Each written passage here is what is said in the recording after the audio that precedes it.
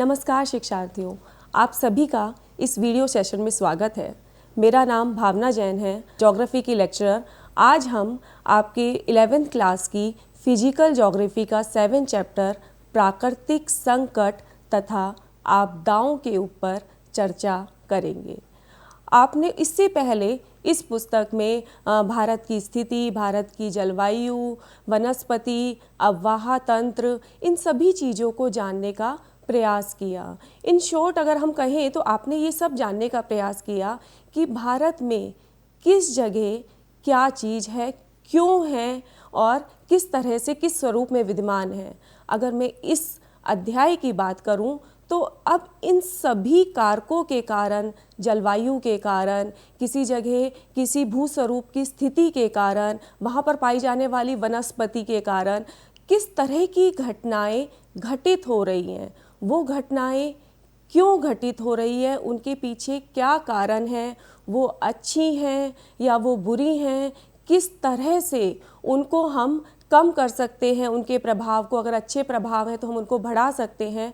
उन सभी के ऊपर हम इस वीडियो सेशन में चर्चा करेंगे।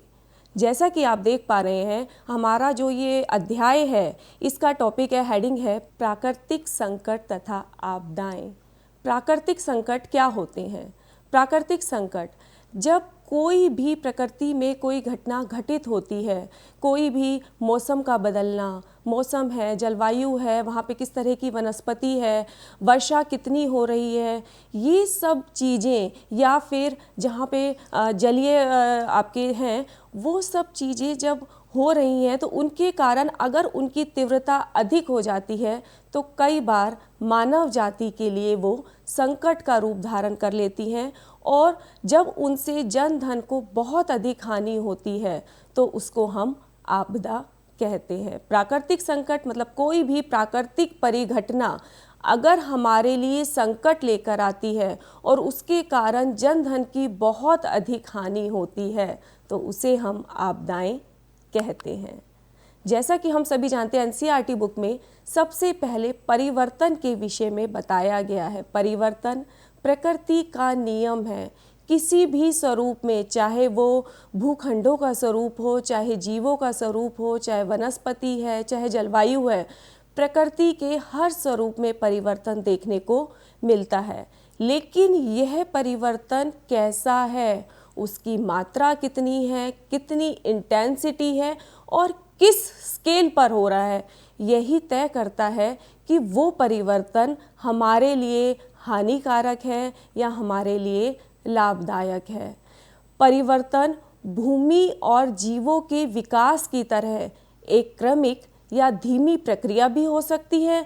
धीमी प्रक्रिया जैसे पर्वतों का अपरदन होना, पर्वतों का उत्थान होना, या फिर हम कहें तो जो आपके समतल प्राय मैदान है वहाँ पर धीरे धीरे अवसादों का जमाव होना, ये सब चीज़ें जो क्रियाएं हैं बहुत धीरे धीरे होती हैं। महाद्वीपों का निर्माण होना, द्वीपों का निर्माण होना, प्लेटों का संचलन होना, ये सभी धीमी प्रक्रियाएं हैं। जबकि कुछ परिवर्तन बहुत तीव्र गति से होते हैं जिनको आकस्मिक परिवर्तन कहते हैं, जैसे कि ज्वालामुखी विस्फोट, सुनामी, भूकंप, बिजली का चमकना, बिजली का गिरना आदि बहुत ही तीव्र गति से होने वाले परिवर्तन हैं जो कि किसी भी क्षेत्र की अर्थव्यवस्था पर, जन समुदाय पर अपना प्रभाव डालते हैं। इसके बाद अब परिवर्तन कैसा हो रहा है, किस स्वरूप में हो रहा है, इसका अर्थ सभी व्यक्तियों के लिए अलग अलग होता है।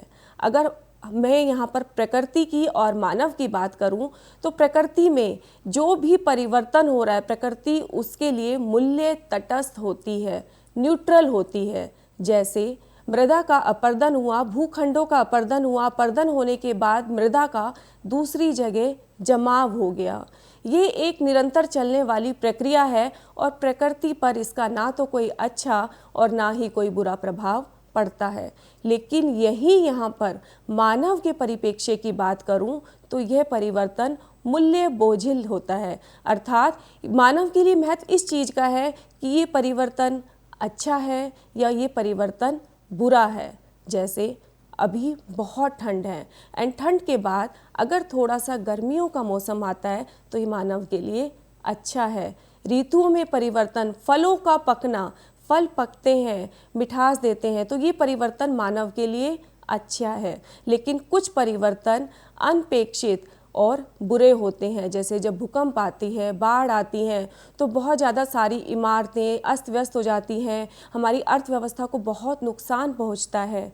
तो ये परिवर्तन मानव के लिए अच्छा नहीं समझा जाता। तो परिवर्तन के लिए हर व्यक्ति का या प्रकृति के या मानव के दृष्टिकोण की, परिप्रेक्ष्य की, पर्सपेक्टिव की बात करूं तो वो अलग अलग होता है।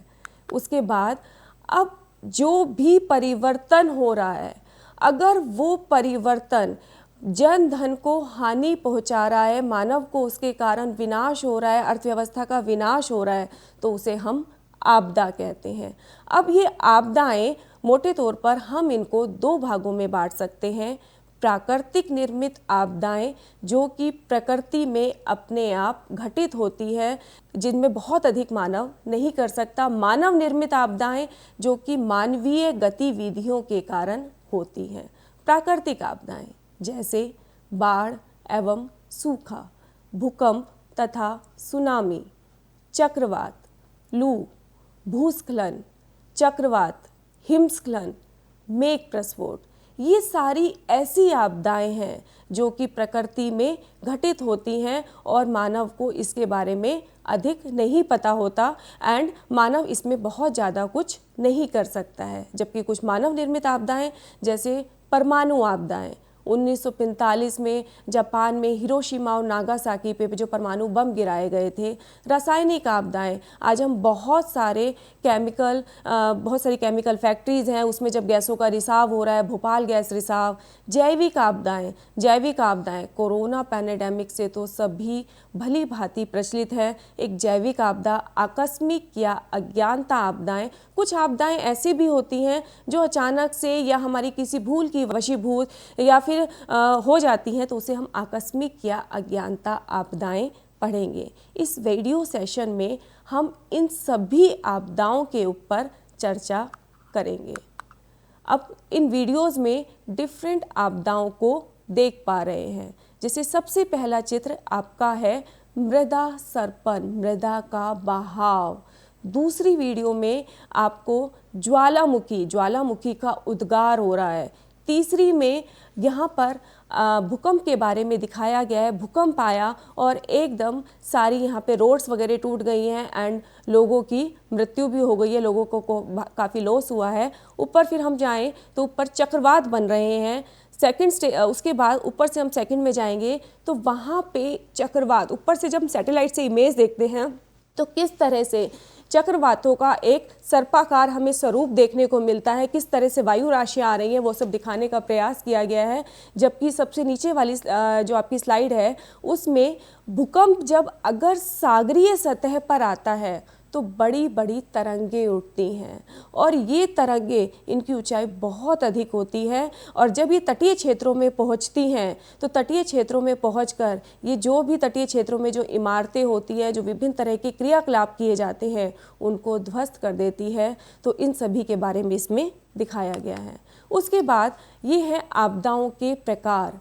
भूकंप जब आता है तो किस तरह से रोड में ये जो सड़कें हैं उसके अंदर दरार पड़ गई है। या फिर दूसरी स्लाइड में देखेंगे तो उसमें उष्णकटिबंधीय चक्रवात जब आते हैं तो एक, जब आपने पिछली स्लाइड में देखा कि चक्रवात वो हमने सैटेलाइट से जब ऊपर से देखा तो वो क्षैतिज रूप में चक्रवातों का स्वरूप देखा। लेकिन जब चक्रवात हमारे इसमें लैंड एरिया से बन रहे हैं और जब ऊपर की तरफ जा रहे हैं नीचे से ऊपर, तो ऊर्ध्वाधर उसके वर्टिकल सीधे रूप में किस तरह से बन रहे हैं, तो उसके बारे में थोड़ा सा दिखाया गया है जिसके ऊपर हम चर्चा करेंगे। थर्ड स्लाइड में आपका सूखे का चित्रण किया गया है। अगर कहीं पर वर्षा बहुत कम होती है तो किस तरह की स्थिति, एक भयावह स्थिति पैदा हो सकती है। उसके बाद नीचे भूकंप के कारण किस तरह से सड़कों का टूटना और वो सारी चीज़ें दिखाई गई हैं। उसके बाद सुनामी एंड लास्ट में कोरोना या जैविक जो आपदाएं होती है उनके बारे में दिखाया गया है। उसके बाद अब हमने ये सब चीज़ें अभी थोड़ा सा शॉर्ट में, संक्षिप्त में जानने का प्रयास किया। अब जो हमें ये पता होना चाहिए, आपदा क्या है, जो आपकी एनसीईआरटी बुक में डेफिनेशन दे रखी है आपदा, उसी के ऊपर हम डिस्कशन करेंगे। आपदा सामान्यतः एक अनपेक्षित घटना होती है, अनपेक्षित, जिसके बारे में हमें नहीं पता होता और जो अचानक से घटित होती है, जो ऐसी ताकतों द्वारा घटित होती है जो मानव के नियंत्रण में नहीं होती, मतलब मानव का उसके ऊपर कोई कंट्रोल नहीं होता। यह थोड़े समय में और बिना चेतावनी के घटित होती है, मतलब बहुत ही जल्दी, जैसे भूकंप आया, ज्वालामुखी आया, सुनामी आई, हमें इसके बारे में नहीं पता होता और अल्पकाल में ही ये घटित हो जाती है।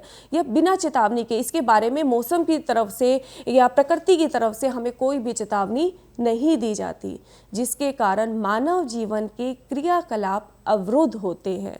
मानव जीवन के, मानव जिस तरह के क्रियाकलाप कर रहा है, जैसे अगर मैं कहूँ 26 जनवरी 2001 को जब गुजरात में भुज में भूकंप आया, उस समय अगर कहूँ 25 जनवरी को वहाँ पे कुछ भी नहीं पता था, लोग अपने सामान्यतः जो क्रियाकलाप थे वही सब कर रहे थे। अगर 26 जनवरी की सुबह कहूँ, जब भी कुछ नहीं पता था, लेकिन एकदम से भूकंप आया और सारा मानव जीवन अस्त व्यस्त हो गया। तो मानव जीवन के क्रियाकलाप अवरुद्ध होते हैं तथा बड़े पैमाने पर जान माल की हानि होती है।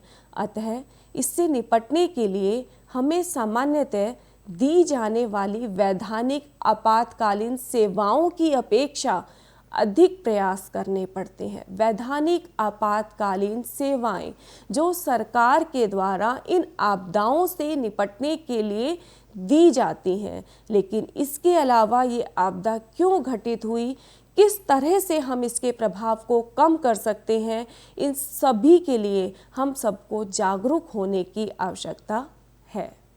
उसके बाद आता है प्राकृतिक आपदाएं। अभी हमने जब आपदाओं का पढ़ा था तो हमने कहा आपदाएं दो तरह की होती हैं, या प्राकृतिक आपदाएं और मानवीय क्रियाकलापों द्वारा जनित आपदाएं।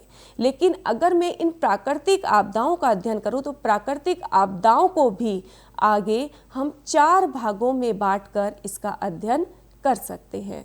जैसे जो आपदाएं वायुमंडल में घटित होती हैं उन्हें वायुमंडलीय आपदाएं, लौकिक जो स्थलीय भागों पर होती है, जो जलीय भागों पर होती है उन्हें जलीय आपदाएं, या फिर जो जीव जंतुओं के कारण, वनस्पति के कारण जो आपदाओं का जो स्वरूप देखने को मिलता है उन्हें हम जैविक आपदाएं कहते हैं। अब वायुमंडलीय आपदाओं की मैं बात करूं तो जैसे बर्फ़ के तूफान, जो बर्फीले क्षेत्र हैं, जो अधिक हाइट पे प्रदेश है जहाँ स्नोफॉल आते हैं, वहाँ पर बर्फ़ के तूफान, बर्फ़ की आंधियाँ आती हैं, बिजली का गरजना, उष्णकटिबंधीय चक्रवात। अगर मैं अपने तटीय क्षेत्रों की बात करूँ, बंगाल की खाड़ी की बात करूँ, तो वहाँ पर प्राय चक्रवातों की स्थिति देखने को मिलती है। चक्रवातों में बहुत तेज़ वर्षा होती है, जिसके कारण भी कई बार बाढ़ या फिर जनधन जो है वो अस्त व्यस्त होता है। सूखा, सामान्य से कम वर्षा का होना सूखे की स्थिति पैदा करता है।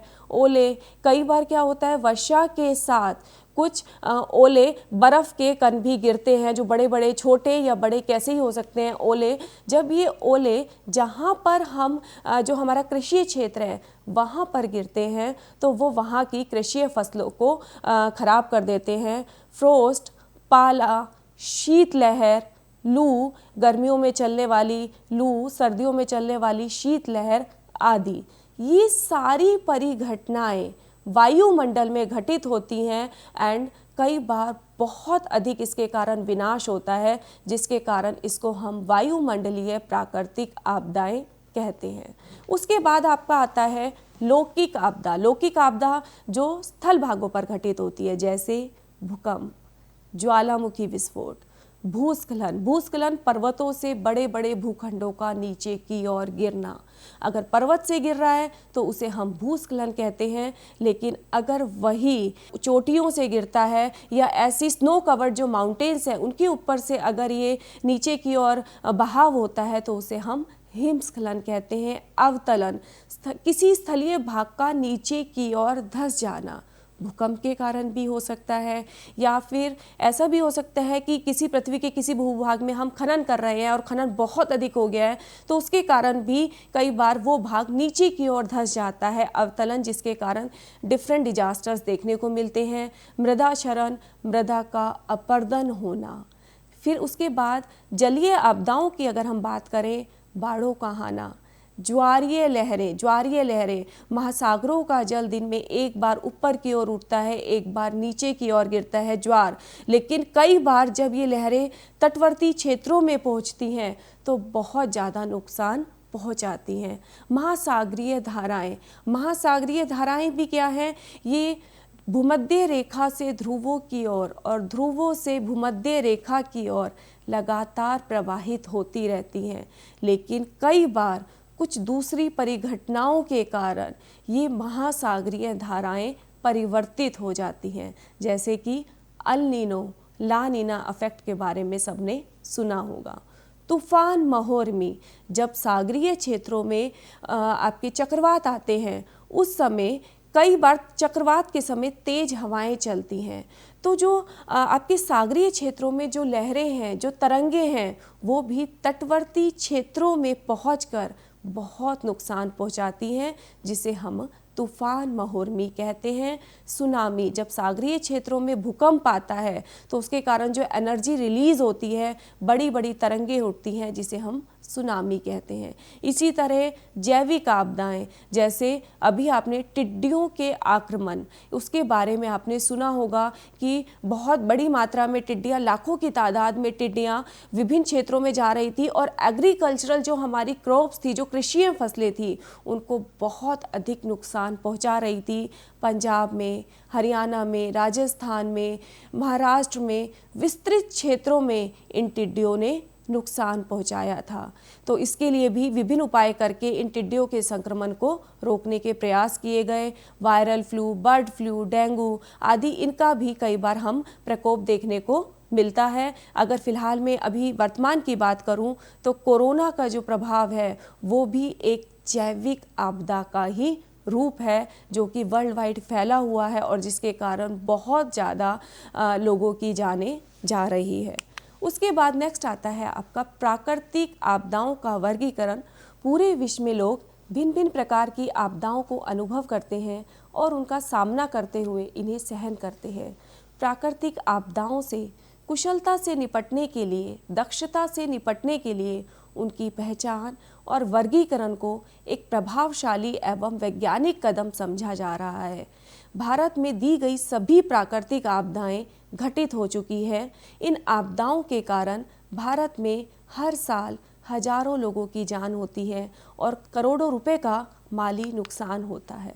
अगर मैं भारत की बात करूं तो भारत एक प्राकृतिक और सामाजिक सांस्कृतिक विविधताओं वाला देश है, जो कि वृहद भौगोलिक आकार लिए हुए है, पर्यावरणीय विविधताएं लिए हुए हैं। अगर मैं बात करूं तो यहाँ पर कहीं पर पर्वत मिलते हैं, पठार मिलते हैं, मैदान मिलते हैं। कर्क रेखा की स्थिति की वजह से इसका आधा भाग उष्णकटिबंध में है, जबकि आधा भाग शीतोष्ण कटिबंध में देखने को मिलता है।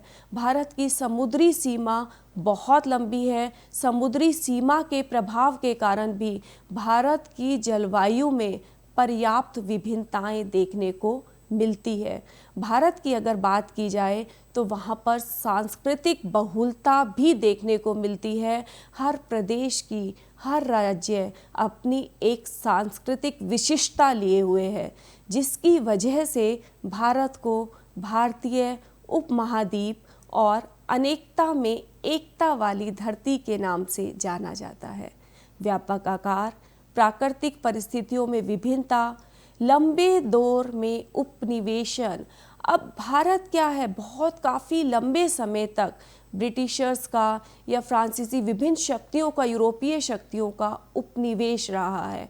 उस समय उन लोगों ने क्या किया, भारत में विभिन्न संसाधनों का दोहन किया, पर्वतों को काटा, सुरंगें बनाई, रेलवे का विकास किया। एक तरह से ये चीज़ें अच्छी भी थी जिसने मानव का विकास किया, लेकिन वहीं दूसरी तरह से देखूं तो इसके कारण प्रकृति में हमें एक प्रकृति भी क्या होता है अपने आप में एक बैलेंस बना के रखती है।